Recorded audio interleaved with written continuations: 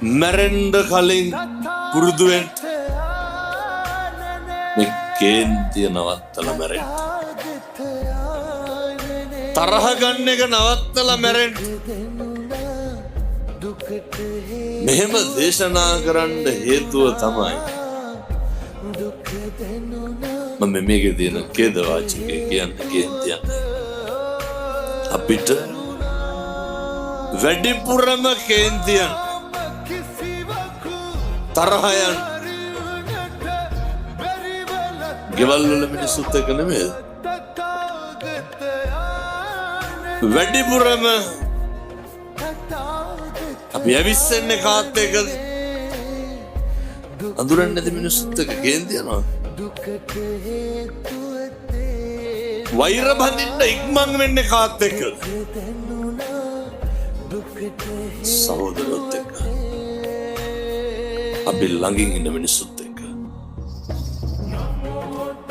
ඉක්මනට තරහ පිරිමහන්න හදන්නේ කාත් එක්කද? අම්මා තාත්තා එක්ක.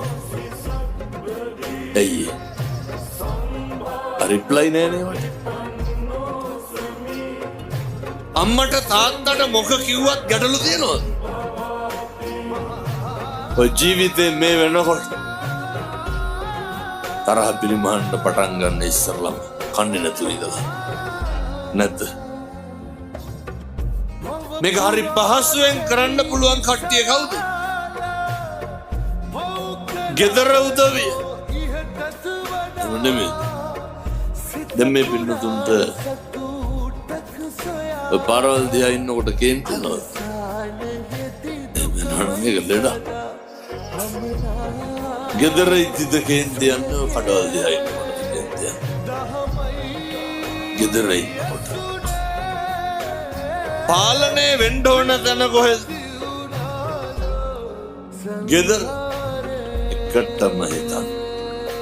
හෙට ඉඳන් කව කිසිම හේතුවක් මත අම්මා තාත්තා එක්ක මනාපකම් තියාගන්න එපා. අපිට මතක නෑ පින්නතුනි අවුරුදු 20න් එහා එච්චර මතක නෑ. 10න් එහා මතක. අවුරුදු 5න් එහා මතක. මිනිස්සුන්ට මතක තියෙන්නේ